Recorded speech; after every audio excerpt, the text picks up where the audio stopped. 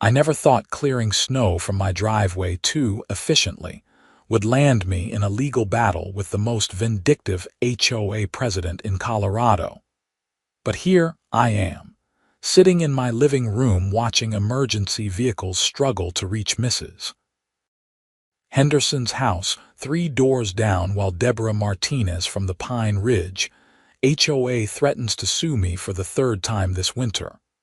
My name is Oliver Garrison, and I moved to Pine Ridge, a planned community just outside Boulder, Colorado, about 18 months ago. The neighborhood looked perfect when I toured it during summer. Manicured lawns matching mailboxes, families walking dogs along pristine sidewalks. Everyone told me HOAs could be strict, but I figured following reasonable rules would not be a problem. I was wrong. Dead wrong. The whole mess started in early December when we got our first significant snowfall of the season.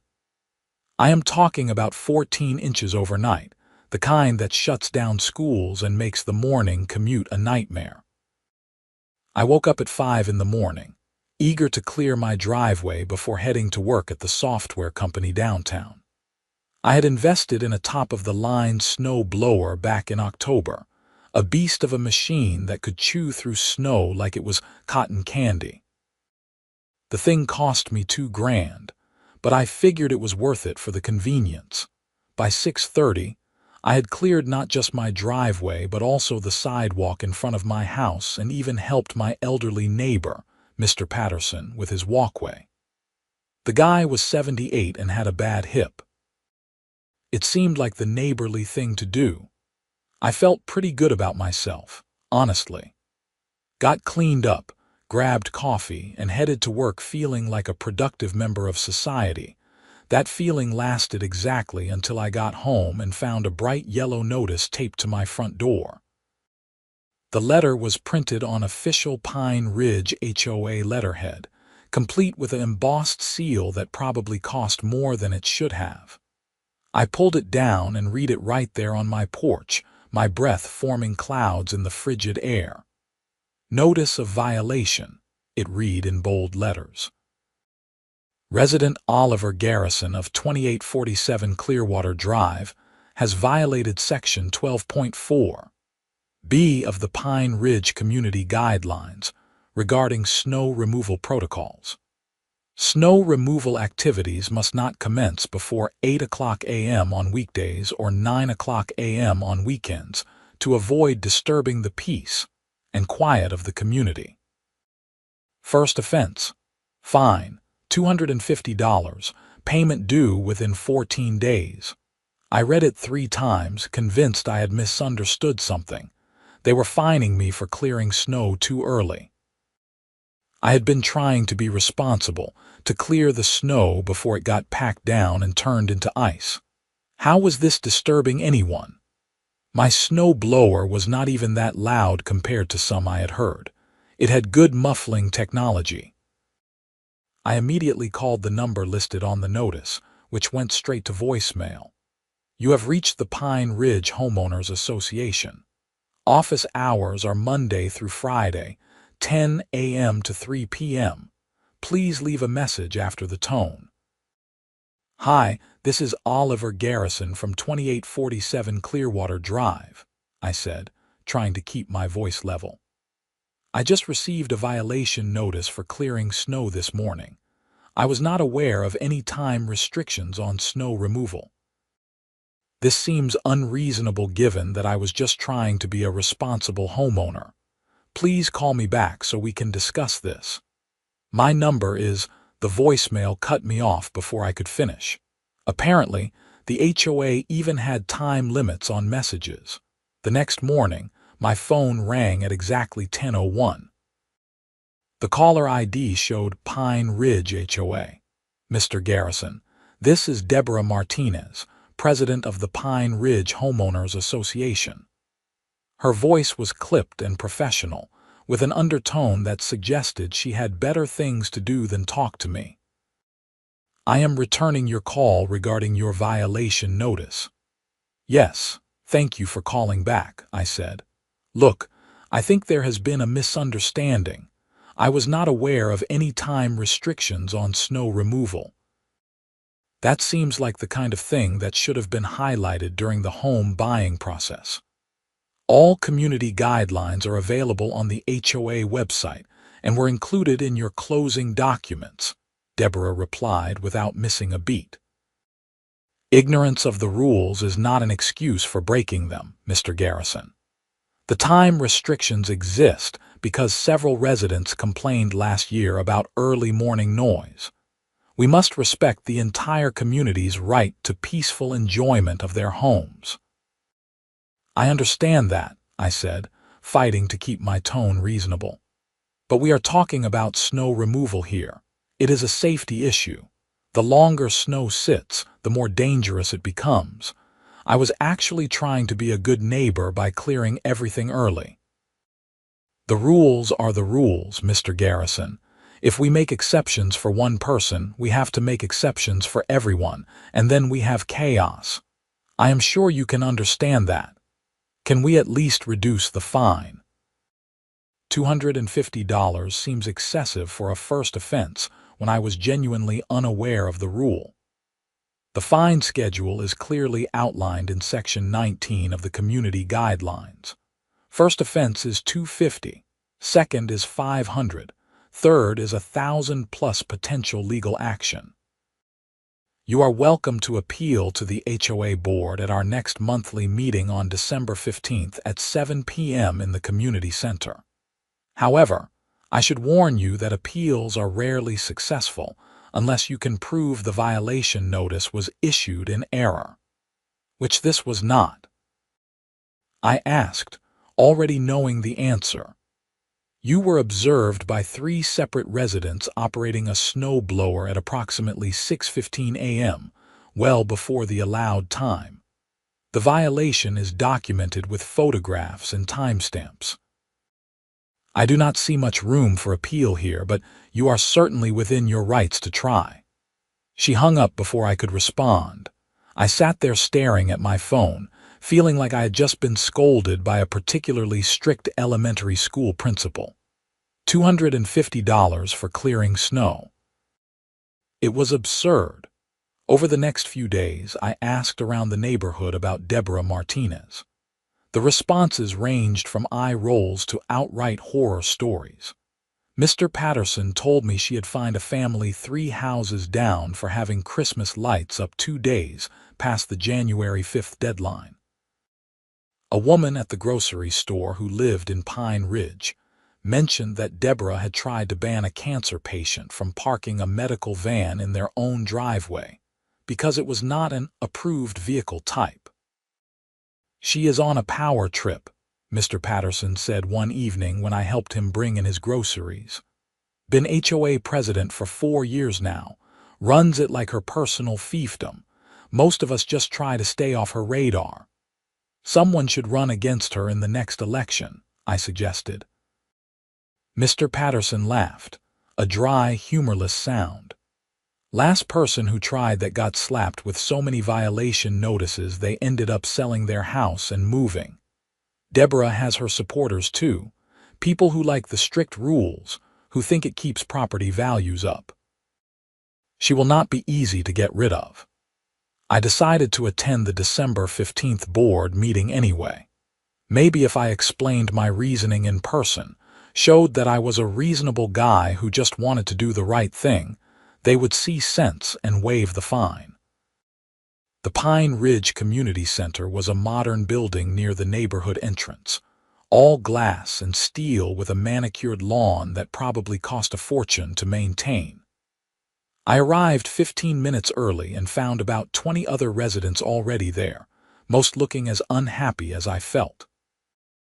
The board sat at a long table at the front of the room. Deborah Martinez in the center, flanked by 4 other board members whose names I did not know yet. Deborah was exactly what I expected. Mid-50s, blonde hair cut in a severe bob, wearing a navy blue pantsuit that screamed, "I want to speak to the manager." She had reading glasses on a chain around her neck and a stack of folders in front of her that she consulted with religious fervor. "Good evening, everyone," she said precisely at 7 p.m., not a second earlier or later. "Let us begin tonight's HOA board meeting. First on the agenda, we have several appeals to discuss. Mr. Garrison, you are first. Please approach the podium." I walked to the front of the room, suddenly aware of everyone's eyes on me. "Thank you for hearing my appeal. As you know, I received a violation notice for clearing snow before 8 a.m. I want to start by saying I had no intention of violating any rules. I am new to the community and was not aware of the time restrictions. I was simply trying to be a responsible homeowner and ensure safe access to my property before going to work." "Your lack of awareness does not negate the violation," Deborah interrupted. "As I told you on the phone, all residents are responsible for knowing and following the community guidelines." "I understand that," I said, trying not to show my frustration. "But I would argue that the rule itself is problematic. Snow removal is a safety issue. Requiring people to wait until 8 a.m. means many residents cannot clear their driveways before work. It also means snow sits longer and becomes more compacted and dangerous." One of the other board members, an older man with white hair, leaned forward. "The rule was implemented after multiple noise complaints. We have to balance everyone's interests." "I get that," I replied, "but maybe the rule could be amended for significant snowfalls. Or there could be an exception for quiet electric snow blowers." "I am just suggesting there might be a middle ground that serves everyone better." Deborah's expression suggested I had just proposed burning down the community center. "Mr. Garrison, we are here to hear your appeal of the fine, not to debate HOA policy. Do you have any evidence that the violation notice was issued in error? Well, no, but then your appeal is denied. The fine stands. Next appellant, please." I stood there for a moment, stunned by how quickly I had been dismissed. "That is it. You are not even going to discuss it with the other board members. We discussed your case before the meeting. The decision is final. Please return to your seat so we can proceed with other business." I walked back to my chair, my face hot with anger and embarrassment. The rest of the meeting was more of the same. A woman who had painted her front door a slightly different shade of the approved beige got fined $500. A family whose teenager had parked on the street overnight got hit with a $300 penalty. Deborah and her board shot down every appeal with the same cold efficiency. After the meeting, several residents came up to commiserate with me. A guy about my age named Marcus shook his head in disgust. "Welcome to Pine Ridge, man. Deborah is ruthless. Best advice I can give you is just pay the fine and try to fly under the radar from now on." But that advice did not sit right with me. $250 was not going to break me financially, but the principle of the thing gnawed at me. I had done nothing wrong. I had tried to be a good neighbor and got punished for it. Paying the fine felt like admitting defeat, like agreeing that this absurd rule made sense. I paid it anyway. I am not an idiot. I knew fighting the HOA in court would cost way more than $250.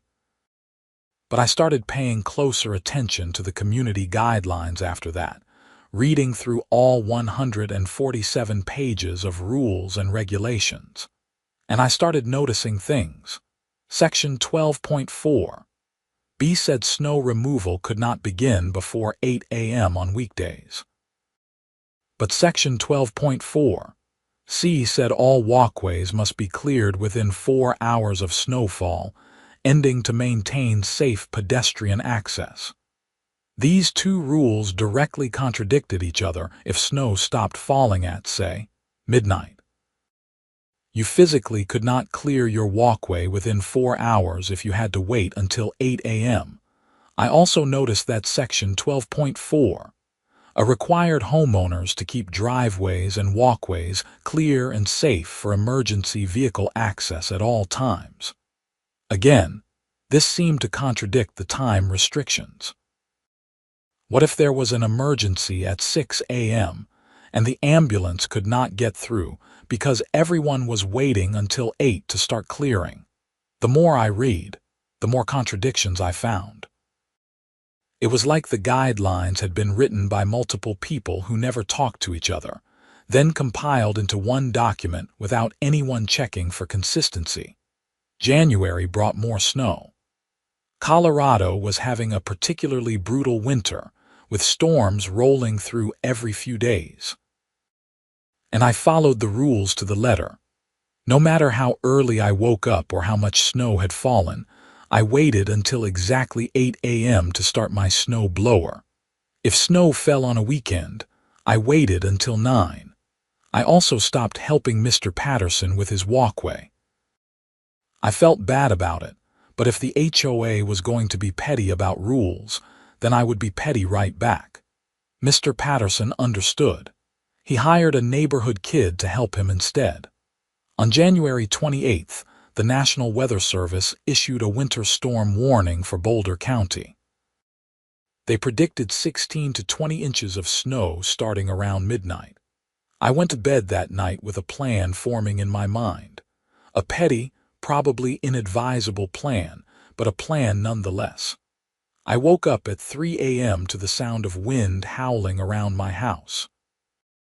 I looked out the window and saw snow coming down so thick I could barely see the street lamp 3 houses down. By 7 a.m., there had to be 18 inches on the ground, maybe more. The storm was supposed to continue until noon. I had my coffee and watched the clock. At 7:45, I saw my neighbor across the street, Dave, start up his snow blower. The guy clearly had the same idea I originally had, trying to get a jump on the snow before work. I waited to see if he would get a violation notice. Sure enough, at 8:15, I saw Deborah's silver Lexus driving slowly down the street, stopping in front of Dave's house. She got out, took several photos with her phone, and left a yellow notice on his door. At exactly 8 a.m., I went outside and looked at my driveway. The snow was deep enough that my snow blower would struggle with it. This was exactly the kind of snowfall that should be cleared early, before it got too heavy to manage easily. But rules were rules, right? I went back inside and made myself another cup of coffee. Then I sat by the window and waited. At 8:30, Marcus from 3 houses down knocked on my door. "Hey man, you okay? I noticed you have not started clearing your driveway yet. This snow is getting pretty deep." "I am fine," I said, "just following the HOA rules." Could not start before 8, and now I am just having my coffee. I will get to it eventually.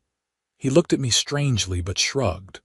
"All right, well, if you need to borrow my shovel or anything, let me know."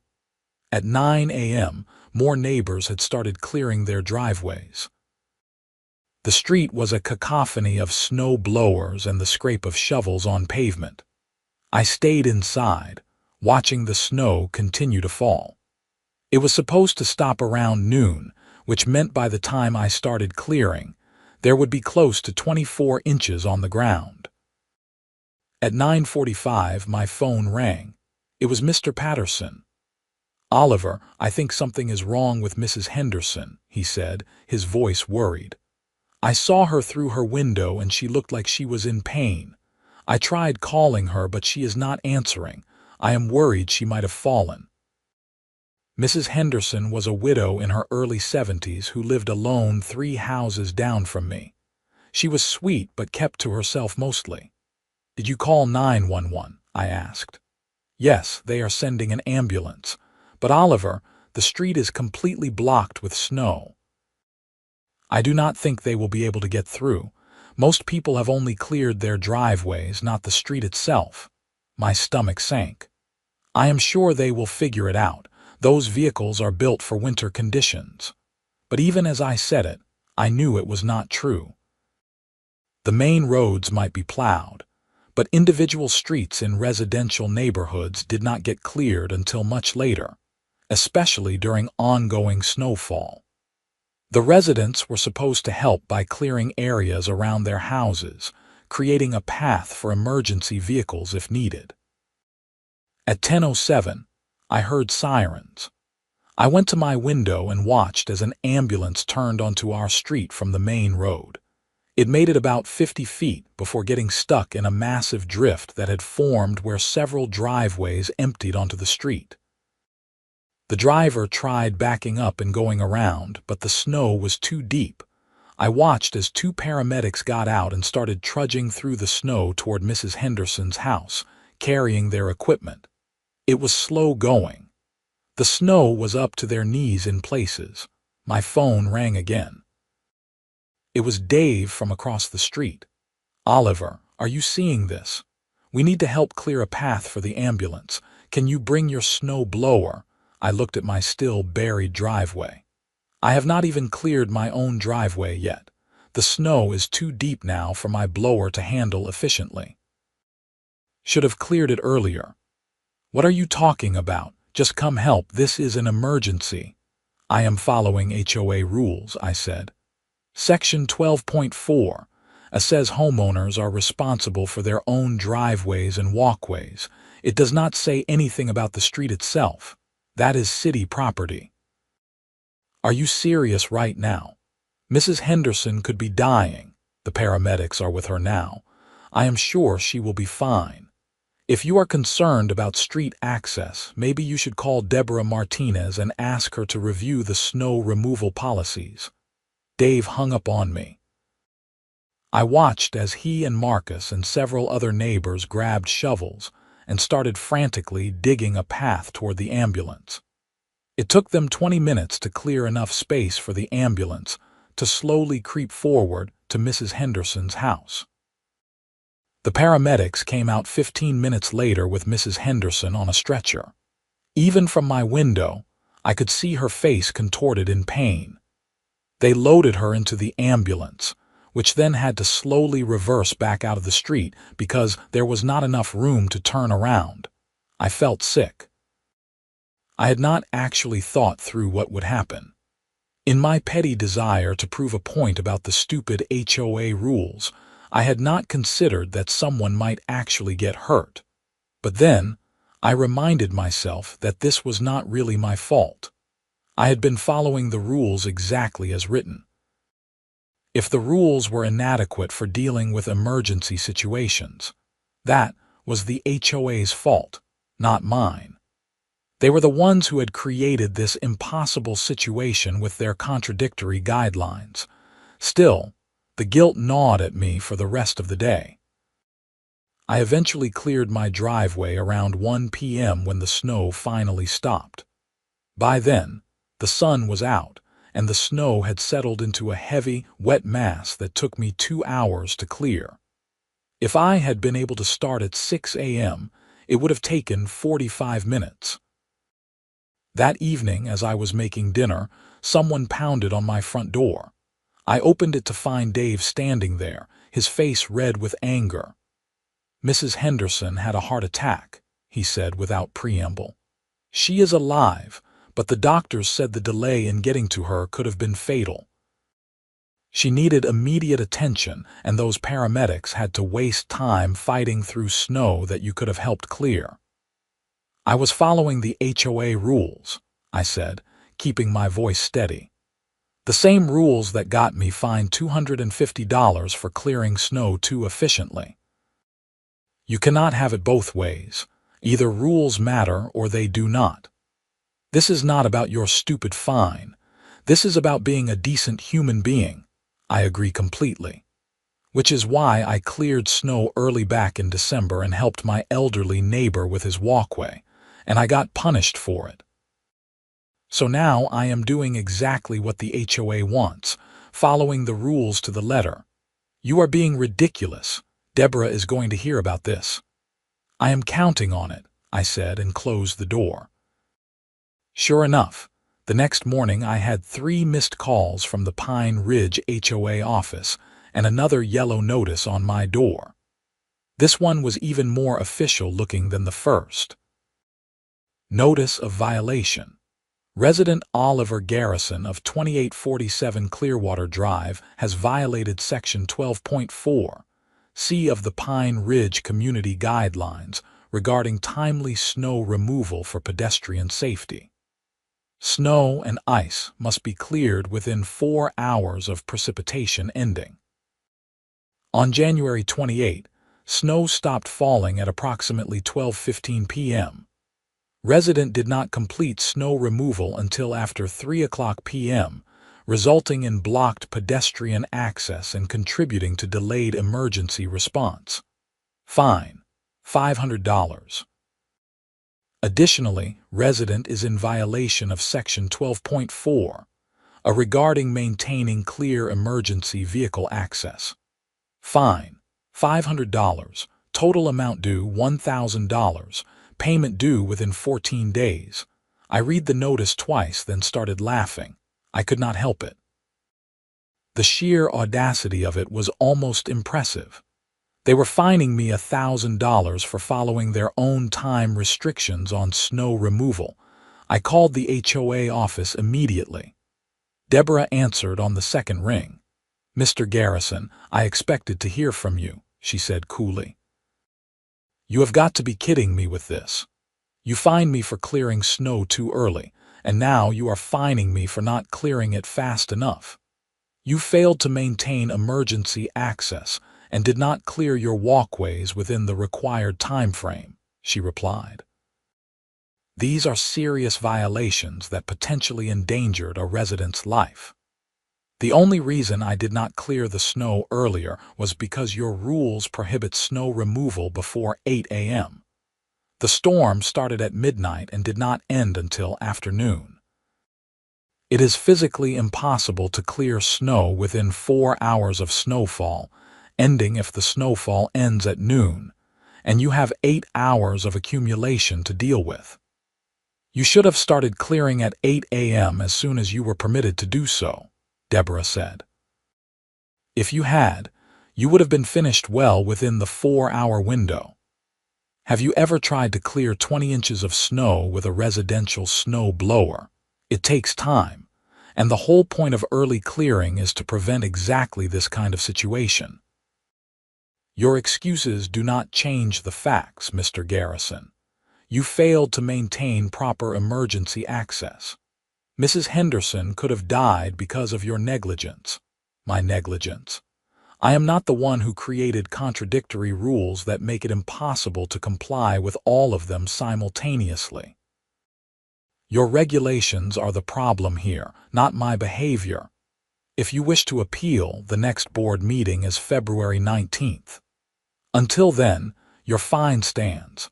And Mr. Garrison, I would strongly suggest you reconsider your attitude toward HOA regulations. Continued violations could result in legal action and potentially a lien on your property. She hung up before I could respond. I sat there, shaking with anger. This was insane. The HOA was literally threatening to take my house because I had pointed out the flaws in their own rules. I needed legal advice. I spent the next day researching HOA attorneys in Boulder and found a firm that specialized in homeowner disputes. The initial consultation was free, so I scheduled an appointment for the following week. The attorney, a sharp woman in her 40s named Patricia Chen, listened to my story with increasing interest. When I finished, she leaned back in her chair and tapped her pen against her notepad. "This is one of the most contradictory HOA documents I have seen in my 15 years of practice," she said. "And that is saying something. You are absolutely right that the rules create an impossible situation. You cannot clear snow early enough to prevent buildup, but you are also required to clear it quickly. During a long-duration snowstorm, compliance with both rules is literally impossible. So what can I do?" I asked. "Well, you have a few options. First, You could pay the fines and try to get the rules changed through the proper HOA channels. But based on what you have told me about Deborah Martinez, that seems unlikely to succeed. What is my second option? You could fight the fines in court. Argue that the HOA rules are unreasonable and contradictory, and that you cannot be held liable for violating rules that cannot be followed simultaneously. You would likely win, but it would be expensive. We are talking several $1,000s in legal fees, possibly more if it drags out. I did a quick mental calculation. Fighting a $1,000 fine with several $1,000s in legal fees did not make much financial sense. Is there a third option? I asked. Patricia smiled. There is always malicious compliance. You have already started down that road. Keep following the rules exactly as written. Document everything meticulously, and let the HOA's own contradictions work against them. If another emergency situation arises because of these policies, you will have clear evidence that the rules themselves are the problem, not individual homeowners. That seems risky, I said. What if someone actually gets seriously hurt?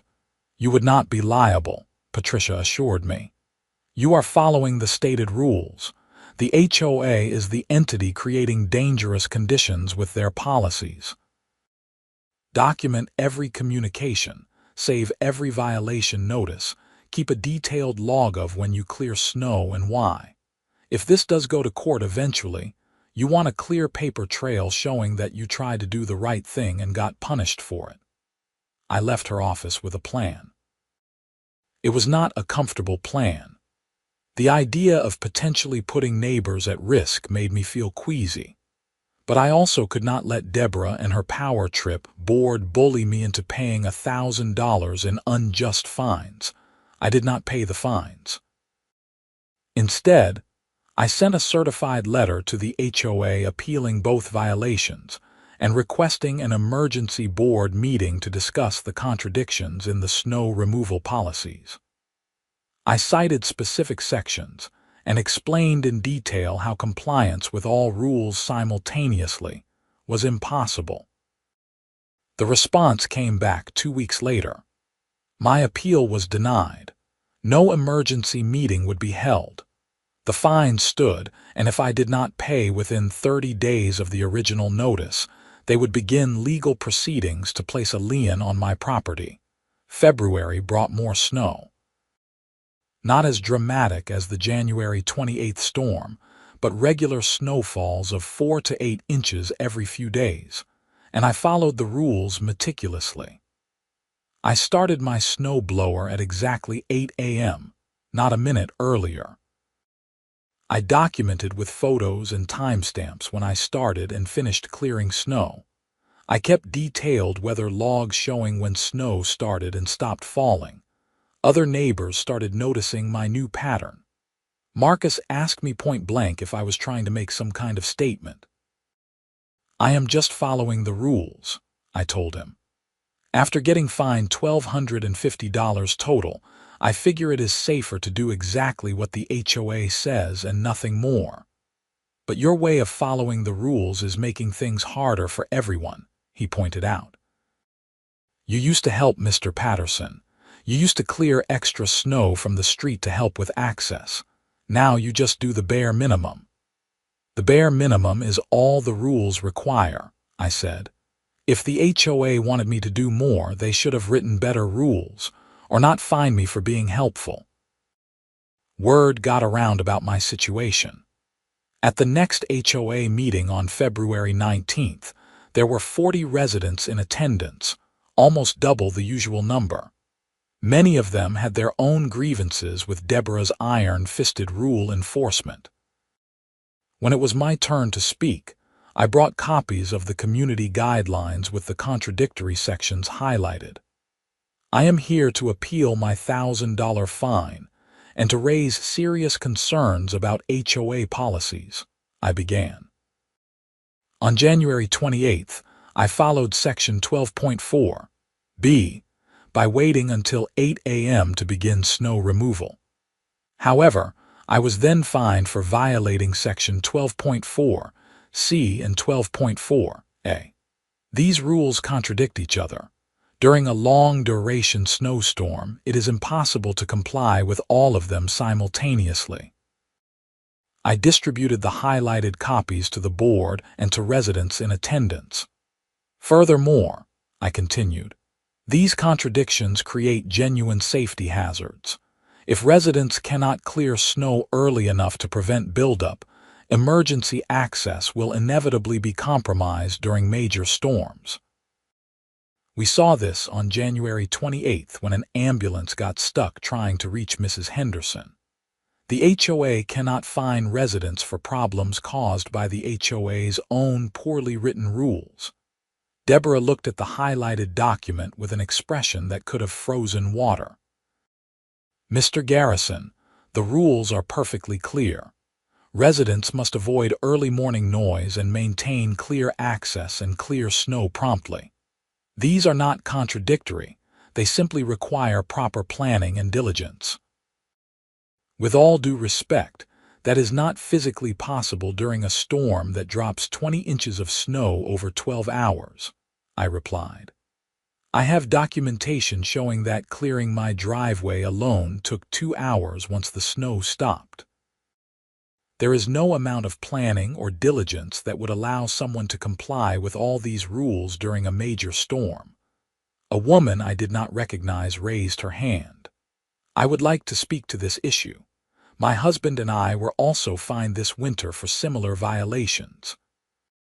We cleared our driveway at 7 a.m. because my husband needed to get to the hospital for dialysis. We got fined $250 for early noise, but if we had waited until 8, he would have missed his appointment. These rules do not account for real-life situations. Another resident stood up. I got fined for not clearing my driveway fast enough after a Saturday storm, but the rules say we cannot start until 9 on weekends. By 9 a.m., there was already 10 inches on the ground and still snowing. How are we supposed to keep up? More hands went up. More stories of contradictory rules and excessive fines. I could see Deborah's jaw tightening with each complaint. Enough, she finally said, her voice sharp. This meeting is not a free-for-all complaining session. Each of you can file individual appeals through the proper channels. Mr. Garrison, your appeal is denied. The fines stand. If you do not pay within the next 2 weeks, we will proceed with placing a lien on your property. Then I guess I will see you in court, I said calmly, because I will not pay for violations that result from your contradictory rules. The room erupted in conversation. Several residents came up to me afterward, expressing support. A few even offered to contribute to legal fees if I fought the HOA in court. The tide was turning, I could feel it. Deborah had overreached and people were getting fed up, but Deborah was not done. Not by a long shot. 3 days later, I received a certified letter from a law firm representing the Pine Ridge HOA. It was not just about the fines anymore. They were now claiming I had engaged in a pattern of willful negligence and malicious noncompliance, and were threatening not just a lien but actual legal action for damages related to the January 28th incident. I called Patricia Chen immediately. They are escalating, she said after I read her the letter. This is actually good news for you, believe it or not. The more aggressive they get, the more unreasonable they look. And if they try to claim you caused damages by following their own rules, that just highlights the contradictions in their policies. So what do I do? Respond through me. I will draft a letter explaining that you followed all HOA rules as written, and that any issues that arose were the direct result of contradictory policies created by the HOA itself. I will also formally request that the HOA amend their snow removal policies to eliminate the contradictions before someone is seriously hurt. That way, if they refuse and something happens, they have been put on notice. Patricia's letter went out the next day. The response from the HOA's attorney was surprisingly quick and shockingly aggressive. They rejected any suggestion that their rules were contradictory and doubled down on their demands for payment plus now an additional $500 in legal fees. "They are bluffing," Patricia said. "No judge is going to look at these rules and not see the obvious contradictions, but they are hoping to intimidate you into paying. The question is, are you willing to actually go to court over this?" I thought about it. The principle mattered, but so did my time, money, and stress levels. Going to court would be a nightmare of depositions and paperwork and uncertainty. But then I thought about Mrs. Henderson lying in her living room in pain while an ambulance got stuck in snow that could have been prevented with better rules. I thought about the elderly couple who got fined for clearing snow early so they could get to dialysis. I thought about every resident who had been bullied by Deborah's petty tyranny. "Yes," I said, "I am willing to go to court." "Good," Patricia replied, "because I think we can win this. And more importantly, I think we can force real changes in how this HOA operates." In early March, we filed a formal lawsuit against the Pine Ridge HOA. We were not just contesting the fines. We were challenging the validity of the contradictory rules themselves and asking the court to order the HOA to rewrite their snow removal policies with input from residents. The lawsuit made local news. Apparently, HOA disputes were a hot topic in Colorado, with several high-profile cases making headlines in recent years. A reporter from the Boulder Daily Camera called me for an interview. "This is not just about me," I told her. "This is about HOAs that abuse their authority and create unreasonable rules without considering the real-world impact on residents. Nobody should be fined for following the rules exactly as written." The story ran on the front page of the local section. "Homeowner sues HOA over contradictory snow removal rules," the headline read. It included quotes from me, from Patricia, and even from a few other Pine Ridge residents who had been fined for similar violations. The HOA declined to comment. After the article ran, things got interesting. The HOA's attorney reached out to Patricia about settlement discussions. They were willing to waive the fines and legal fees if I dropped the lawsuit and signed a non-disclosure agreement. "Absolutely not," I said when Patricia told me. "The NDA is the whole reason they are settling. They do not want the rules changed, they just want this to go away quietly." "I agree," Patricia said. "We should push forward. The publicity is working in our favor." But Deborah was not going down without a fight. In mid-March, I received another violation notice. This one was for failure to maintain approved exterior paint colors. According to the notice, my front door was not the correct shade of approved brown. Fine. $500. I took photos of my front door and of every other front door on my street. At least 6 of them were the exact same color as mine. I sent the photos to Patricia along with the violation notice. "This is harassment," Patricia said bluntly. "They are retaliating against you for the lawsuit. We can add this to our court filings as evidence of the HOA's pattern of unreasonable enforcement." 2 days later, another notice. This one was for unauthorized modification of landscaping. Apparently, the bushes in my front yard needed to be trimmed to specific dimensions that I had not maintained. Fine. $300. Then another notice about my mailbox being improperly maintained because it had a small dent. Another $500. In total, I received 7 violation notices in 3 weeks, totaling $2,800 in fines. For comparison, I had received 0 violations in my first year of living in Pine Ridge before the snow blower incident. Patricia amended our lawsuit to include allegations of harassment and retaliatory enforcement. We attached all 7 violation notices and my documentation showing that other residents had identical violations that were not being enforced. The case was scheduled for a hearing in late April. In the meantime, winter was finally ending.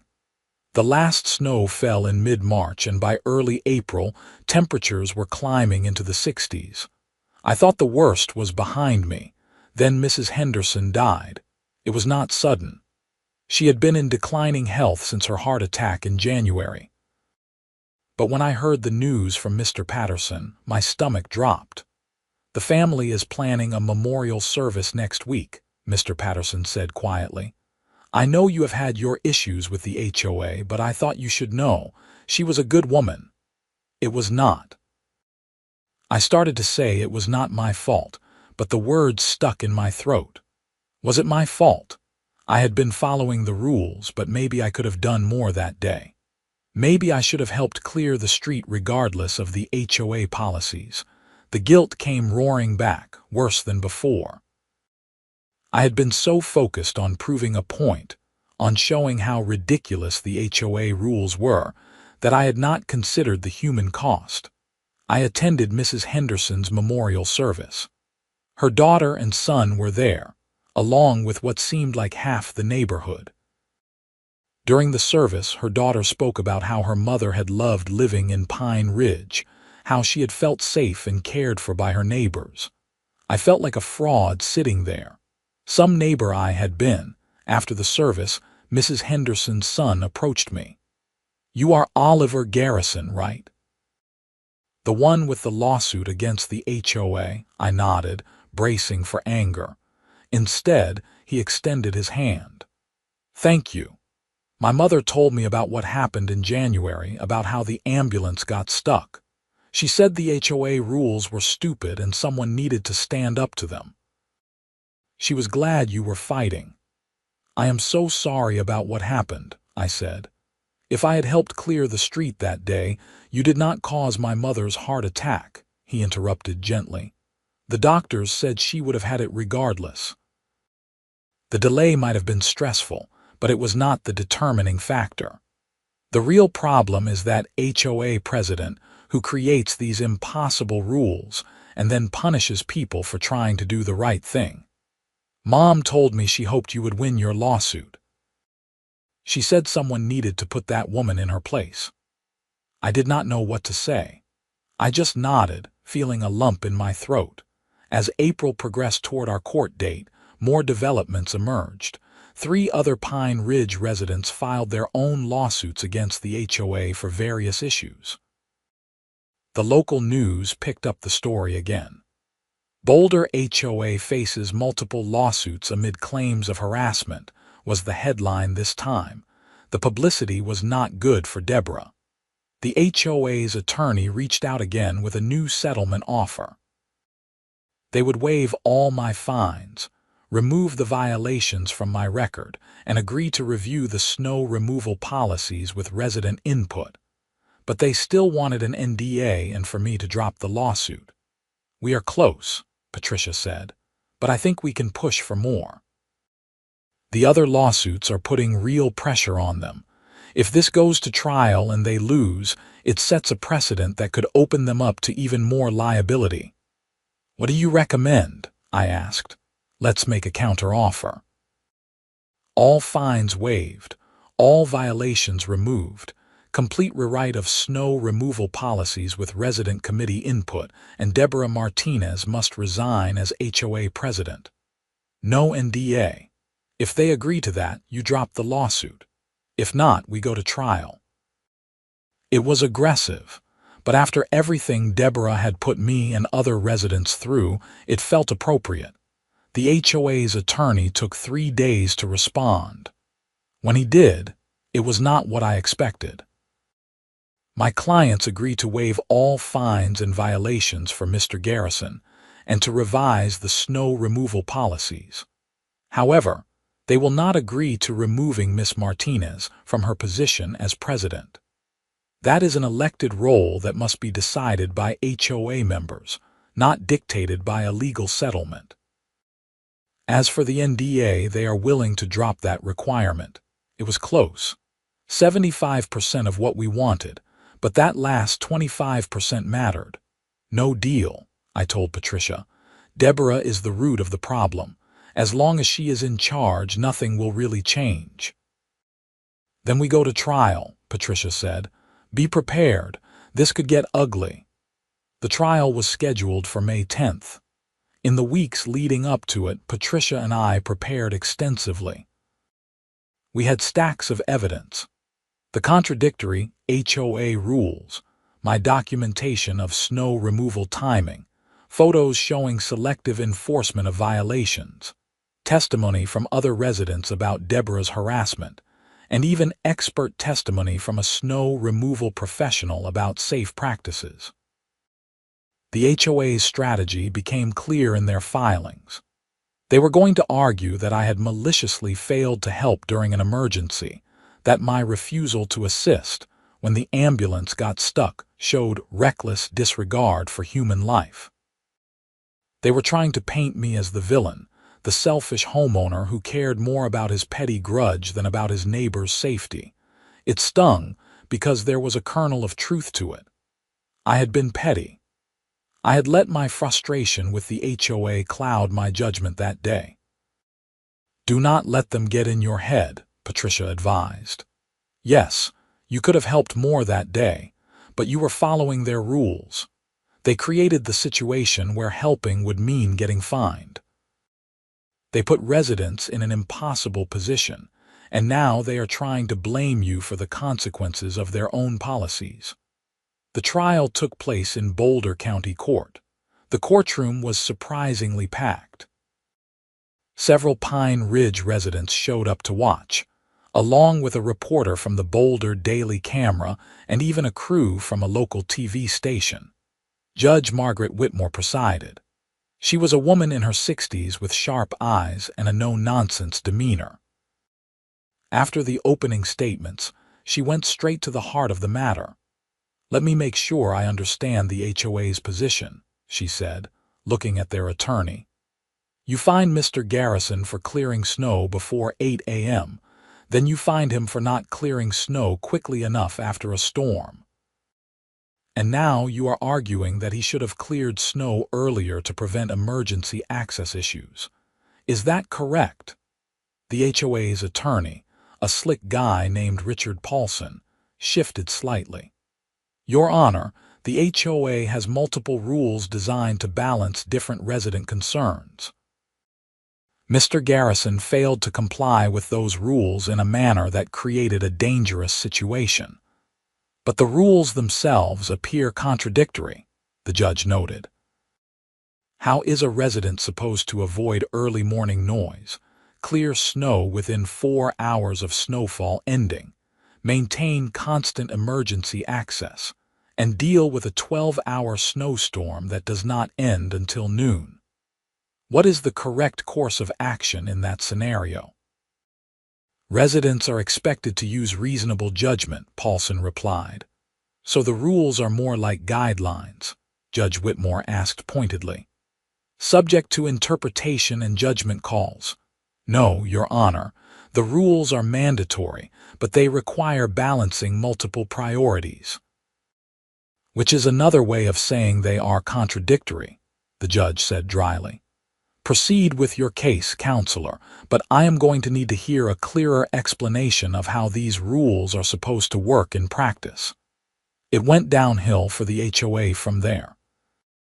Patricia methodically walked through each violation, showing the contradictions and the selective enforcement. She presented testimony from the snow removal expert who confirmed that clearing 20 inches of snow with a residential snow blower takes several hours and that early clearing is always safer than delayed clearing. Then she called me to the stand. I was nervous, but I tried to answer honestly. Mr. Garrison, Patricia began, why did you wait until after 8 a.m. to begin snow removal on January 28th?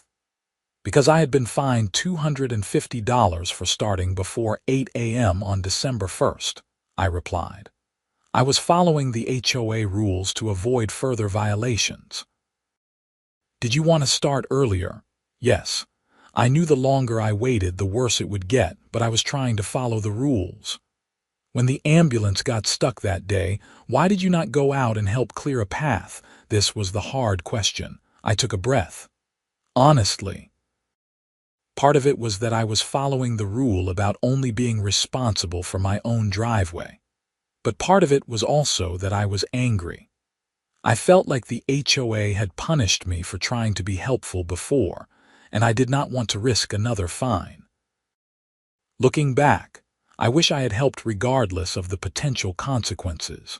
Mrs. Henderson deserved better neighbors than that.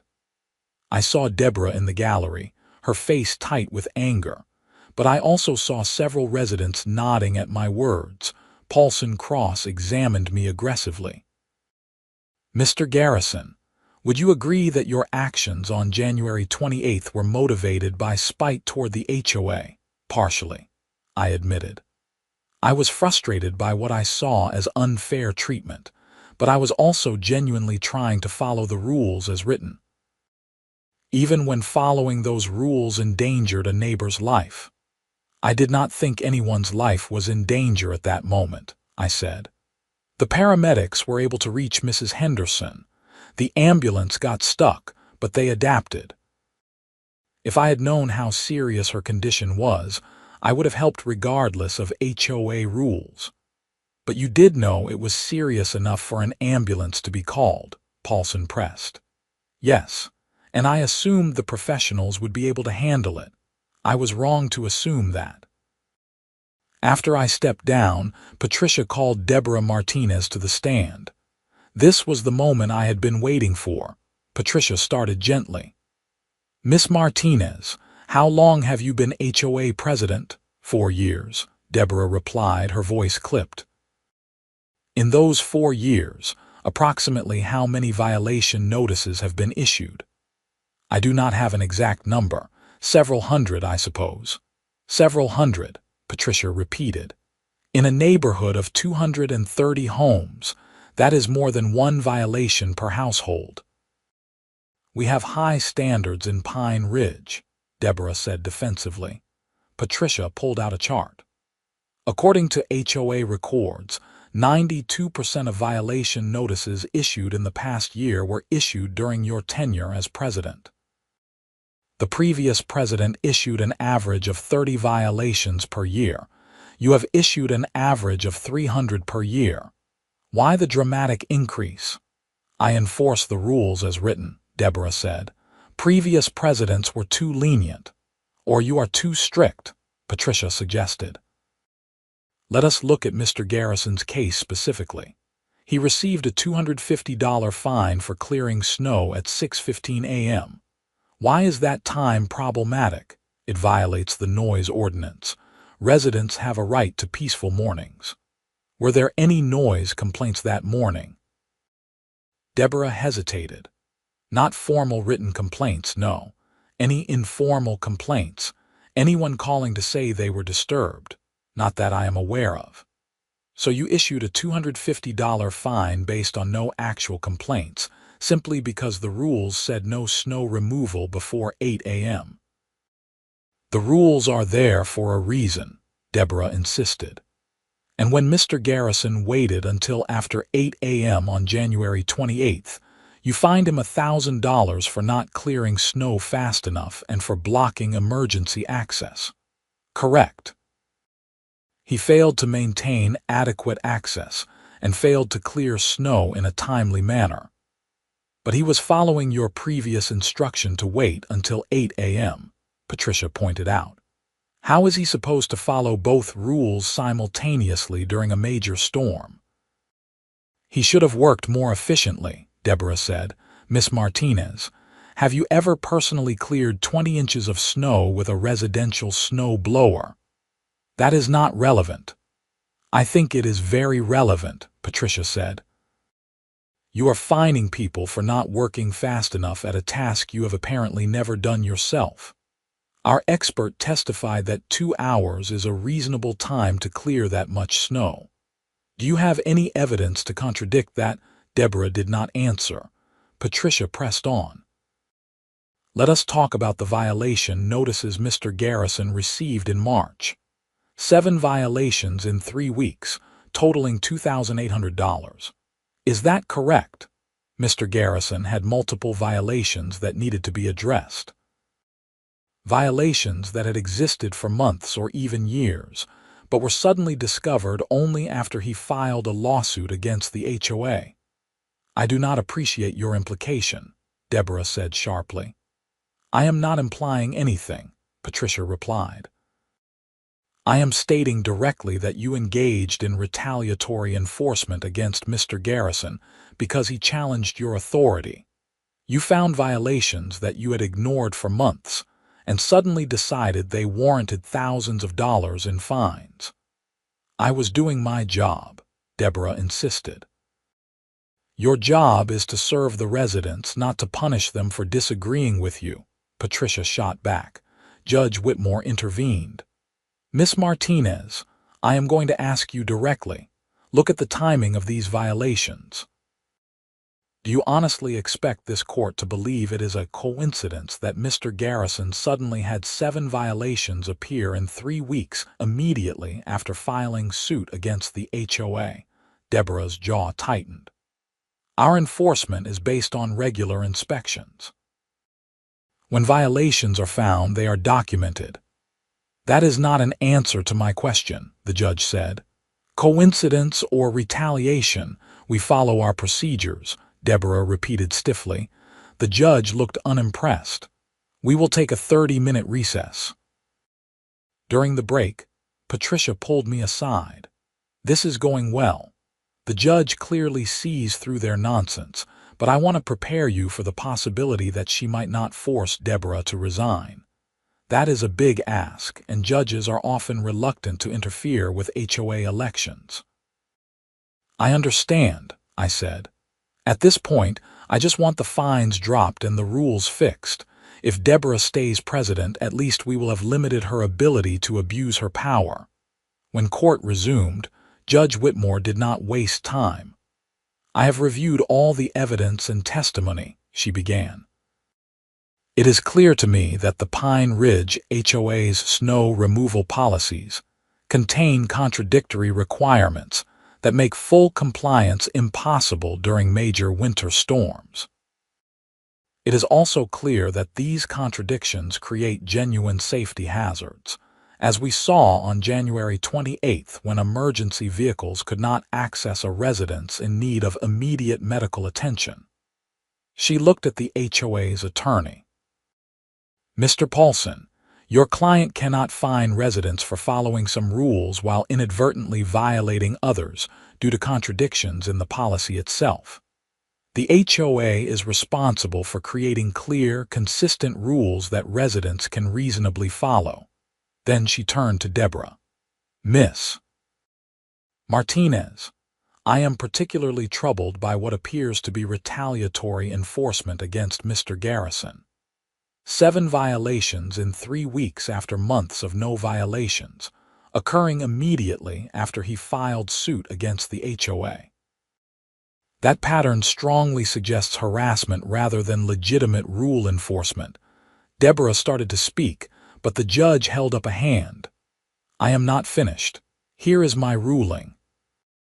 All fines and violations issued to Oliver Garrison are hereby declared invalid and must be removed from HOA records immediately. The Pine Ridge HOA is ordered to revise its snow removal policies within 60 days to eliminate contradictions and ensure that residents can comply with all requirements simultaneously. A committee of at least 5 residents must be involved in drafting the new policies, and the revised policies must be approved by a majority vote of HOA members, not just the board.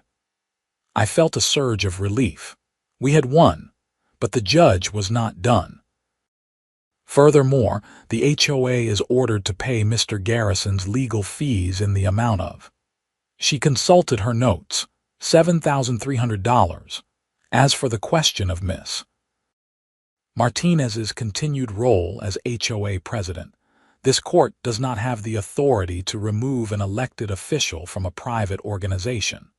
However, I strongly encourage HOA members to consider whether Ms. Martinez's leadership style serves the community's best interests.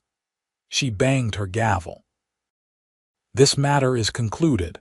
The courtroom buzzed with conversation. Several residents came up to congratulate me. Even Mr. Patterson was there, shaking my hand with a big smile. "You did it, son," he said. "You stood up to her, finally." Patricia was pleased. "This is a good outcome. You got almost everything you wanted, and the public rebuke from the judge is going to make Deborah's position very difficult." She was right. Over the next few weeks, sentiment in Pine Ridge turned hard against Deborah. The story of the trial made local news again, with the judge's comments about retaliatory enforcement prominently featured. Several residents started a petition calling for Deborah's resignation. Others began organizing to run against her in the next HOA election. Deborah held out for about a month before the pressure became too much. In mid-June, she announced she was stepping down as HOA president to pursue other interests. The board appointed an interim president, a reasonable guy named Thomas Chen, who immediately started working on the Snow Policy Revision Committee. I was invited to join the committee, along with 4 other residents including Marcus and the woman whose husband needed dialysis. We met 3 times over the course of 6 weeks, hammering out new policies that actually made sense. The new rules were simple and logical. Snow removal could begin at any time once accumulation reached 2 inches. Residents were required to clear driveways and walkways within 8 hours of snowfall ending, with exceptions for medical emergencies or equipment failures. Noise restrictions still applied, but only for truly excessive noise levels, not for standard snow blower operation. The rules explicitly stated that emergency access took priority over all other concerns. The revised policies were presented to HOA members in early August. They passed with 87% approval, but the story was not quite over. In late July, I received a call from a detective with the Boulder Police Department. "Mr. Garrison, this is Detective Sarah Reynolds. I am investigating allegations of financial misconduct at the Pine Ridge Homeowners Association. Your name came up in connection with a lawsuit against the HOA earlier this year. Would you be willing to answer some questions?" I met with Detective Reynolds the next day. She explained that several residents had filed complaints about missing HOA funds. An audit had revealed that over $40,000 in HOA dues and fines had been misallocated over the past 3 years. "We are looking closely at Deborah Martinez," Reynolds said. She had sole authority over the HOA bank accounts and frequently issued fines that were collected but never properly recorded. "We think she was pocketing some of the money." I thought about my $250 fine from December. I had paid it by check directly to the HOA. "Where had that money actually gone? What do you need from me?" I asked. "Any documentation of fines you paid, any communication with Miss Martinez about payments, anything that might help us establish a pattern." I provided everything I had. Copies of violation notices, payment records, email exchanges. Several other residents did the same. The investigation took 2 months. In October, Deborah Martinez was arrested and charged with embezzlement and fraud. The evidence showed she had been systematically stealing from the HOA for years, using her position as president to issue excessive fines, and then pocket the payments. She was eventually convicted and sentenced to 3 years in prison plus restitution. The HOA recovered most of the stolen money, which was used to reduce dues for the following year. As for me, I settled into life in Pine Ridge under much better circumstances. The new HOA leadership was reasonable and responsive. The snow removal policies worked well when winter came around again. I even got back to helping Mr. Patterson with his walkway, no longer worried about being fined for basic human decency. I learned some valuable lessons from the whole experience. First, HOA rules should be written by people who actually understand what they are regulating.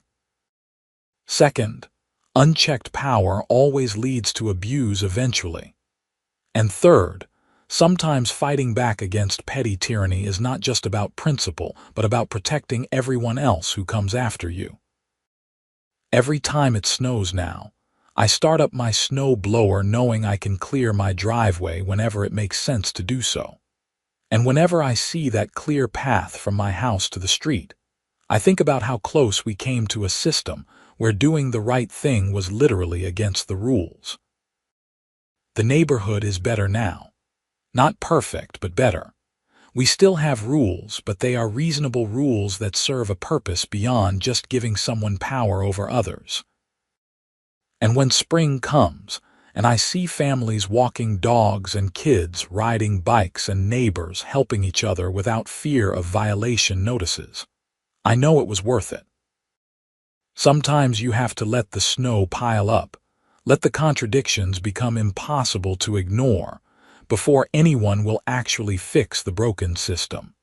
It is not comfortable and it is not always safe, but sometimes it is necessary. Because the alternative is living under petty tyranny forever, paying fines for made-up violations, and never being able to just be a good neighbor without worrying about punishment. I still live in Pine Ridge. I still serve on the HOA Rules Committee. And when new residents move in and ask me about the HOA, I tell them the truth. We have rules, but we also have common sense. We have standards, but we also have compassion. And we have a history that taught us the hard way what happens when you forget that an HOA is supposed to serve the community, not rule over it. Mrs. Henderson's family sold her house last summer. A young couple with a baby moved in. The first time it snowed this past winter, I saw the husband outside at 6:30 in the morning, nervously starting his snow blower and glancing around like he expected someone to yell at him. I walked over and shook his hand. "Oliver Garrison," I introduced myself. "Welcome to the neighborhood. And do not worry about the time. We changed those rules. Clear your snow whenever you need to." He looked relieved. "Thanks, man. I heard there were some issues with the HOA before." "There were," I said, "but we fixed it. Just be a good neighbor and follow reasonable rules and you will be fine." That is what I tell everyone now. Be a good neighbor. Follow reasonable rules. And if the rules stop being reasonable, stand up and say something. Because silence in the face of petty tyranny just encourages more of it. The snow falls every winter. The driveways get cleared. Emergency vehicles can always get through now. And nobody has to choose between helping their neighbors and avoiding ridiculous fines. That is how it should have been all along. Sometimes I still think about that day in January when the ambulance got stuck. I think about Mrs. Henderson and whether a few minutes would have made a difference in the end. Her son said it would not have, but I will never know for sure. That guilt sits with me, a reminder that principles matter but so do people. The balance is what matters. Rules that serve the community versus rules that serve the rule makers. Common sense versus rigid bureaucracy. Helping your neighbors versus protecting yourself from unjust punishment. Finding that balance is not always easy, but it is necessary. Pine Ridge found its balance eventually. It took a lawsuit, a criminal investigation, and one very stubborn homeowner refusing to back down. But we got there. And now, when it snows, I clear my driveway efficiently and early. I help Mr. Patterson with his walkway. And I do not have to worry about someone like Deborah Martinez turning basic human decency into a finnable offense. That is worth fighting for. That is always worth fighting for.